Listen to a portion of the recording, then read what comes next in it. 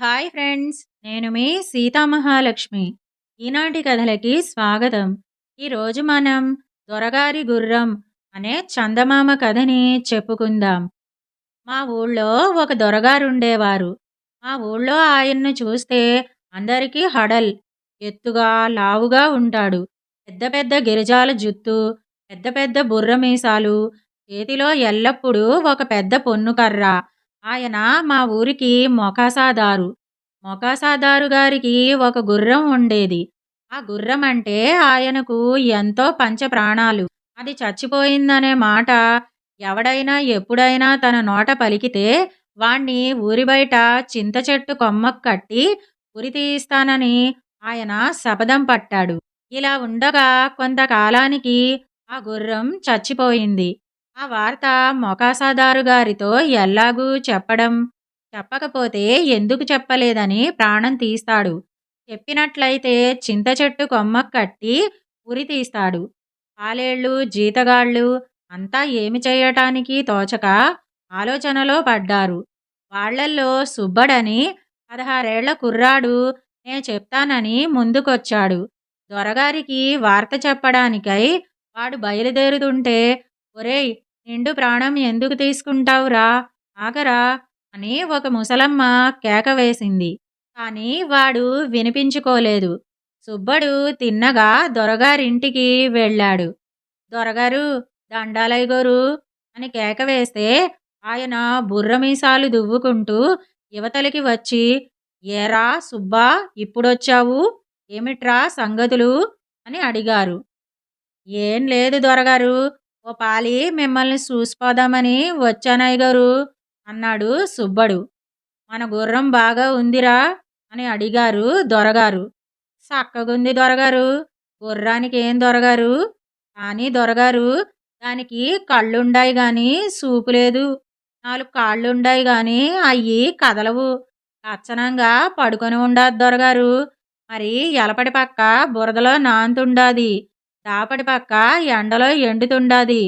ఊపిరి పీలవడం కానరాదు గాని గుర్రానికేం దొరకారు, భలే సక్కగా ఉంది దొరగారు అన్నాడు సుబ్బడు.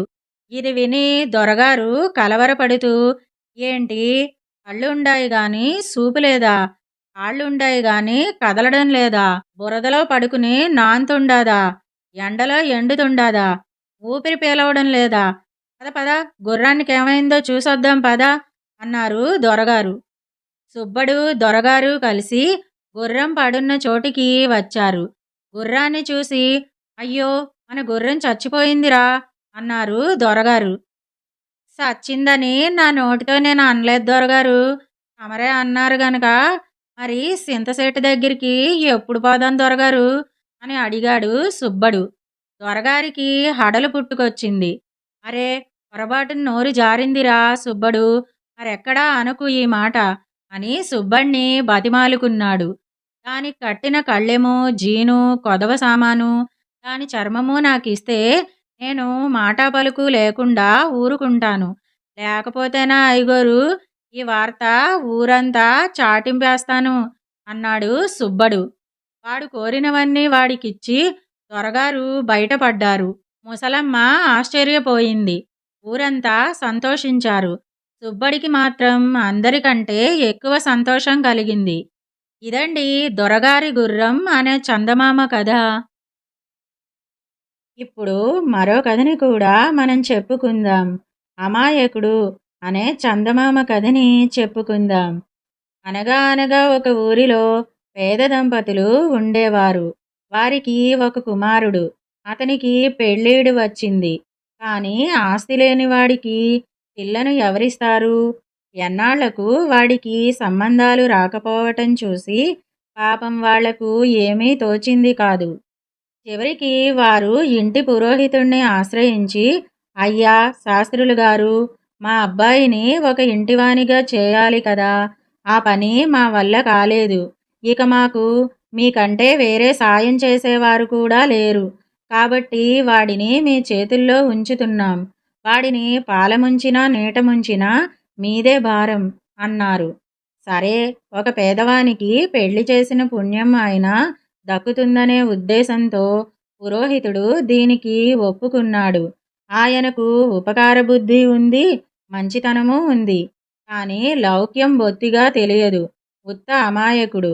అలాంటి వాడి వల్ల పెళ్లి సంబంధాలు కుదురుతాయా?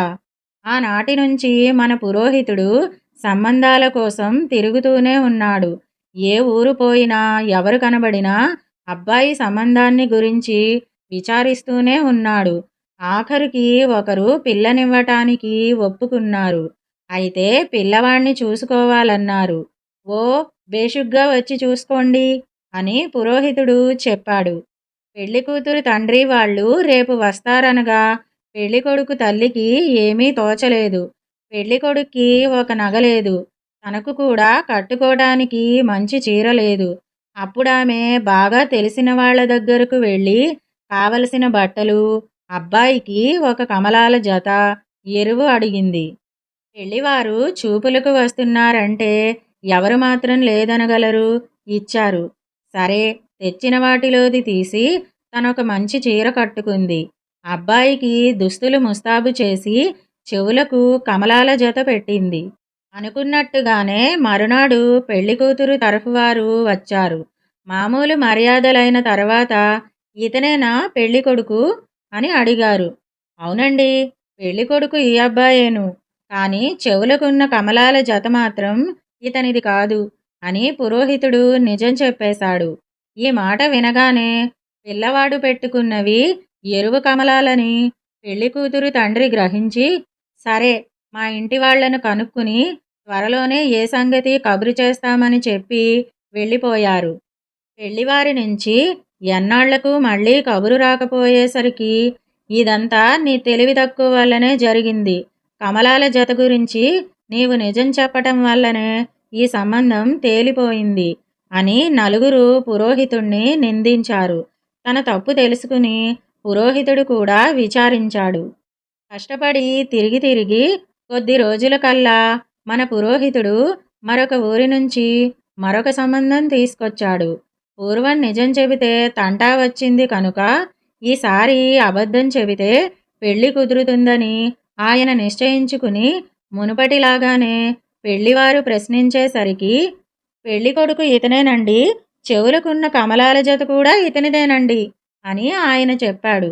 ఈ మాట వినగానే పెళ్లివారికి అసలు రహస్యం తెలిసిపోయింది. సరే, ఏ సంగతి త్వరలోనే చెబుతాములేండి అంటూ వారు వెళ్ళిపోయారు. వారి వద్ద నుంచి కూడా ఎప్పటికీ కబురు రాకపోయేసరికి నలుగురు కలిసి మళ్లీ పురోహితుణ్ణి చీవాట్లు వేశారు. వారు చెప్పే వరకు తన మాట తీరు వల్లనే సంబంధం తిరిగిపోయిందని ఆయనకు తెలియనే తెలియదు. ఇదేమీ బాగాలేదు. కొంచెం లౌక్యం ఉపయోగిస్తే గాని కార్యం సానుకూలమయ్యేటట్టు కనబడలేదు. ఈసారి నిజమూ అబద్ధమూ కాకుండా మర్మం పెట్టి మాట్లాడుతాను. సంబంధం కుదిరి తీరుతుంది అని ఆయన నిశ్చయించుకుని ఈసారి సంబంధం దాటిపోకుండా కట్టుదిట్టంగా మాట్లాడుతానని వారికి మాట ఇచ్చాడు.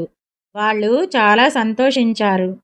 శ్రమపడి మన పురోహితుడు మళ్ళీ కొద్ది రోజులకు ఇంకొక సంబంధం తీసుకొచ్చాడు. ఏ పెళ్లివారు వచ్చినా ఇతనేనా పెళ్ళికొడుకు అని ముందుగా అడుగుతూనే ఉన్నారు. ఈ ప్రశ్నకు పురోహితుడు ఈసారి వరుడు ఇతనేనండి, కానీ ఇతని చెవులకున్న కమలాల జతను గురించి మాత్రం మీరు అడగనూకూడదు, నేను చెప్పనూకూడదు అని బదులు చెప్పి, ఈసారి చాలా తెలివిగా మాట్లాడాను, ఈ సంబంధం కుదిరినట్టే అని ఆయన మనస్సులో పొంగిపోతున్నాడు. ఈ జవాబు విన్న పెళ్లివారు ఇదంతా మోసంగా ఉన్నదని గ్రహించి ఇంటి దగ్గర కనుక్కుని కబురు చేస్తామని చెప్పి చల్లగా జారుకున్నారు. మన పురోహితుడి తెలివితేటలు ఇలా అఘోరించినందుకు ఊరి పెద్దలు, పేద దంపతులు కూడా చాలా విచారించి, చాలండి శాస్త్రులు గారు, మీరు సంబంధాలు తేను వద్దు, ఏమీ వద్దు అని ఒక్క నమస్కారం చేసి ఊరుకున్నారు. తర్వాత కొన్నాళ్లకు ఆ ఊరివారంతా పూనుకొని ఒక చక్కటి సంబంధం చూసి ఆ కుర్రాడికి పెళ్లి చేశారు. ఇలా మన పురోహితుడి పుణ్యాన కాకపోయినా ఊరివారంతా పుణ్యం కట్టుకుని ఆ పిల్లాడికి పెళ్లి చేశారు. ఇదండి అమాయకుడు అనే చందమామ కథ. ఈ రెండు కథలు గనక మీకు నచ్చినట్టయితే లైక్, షేర్, కామెంట్ చేయండి. మరిన్ని మంచి కథల కోసం మా ఛానల్ను సబ్స్క్రైబ్ చేసుకోండి. మళ్ళీ మరొక మంచి కథతో కలుసుకుందాం. అంతవరకు వింటూనే ఉండండి ఈనాటి కథలు.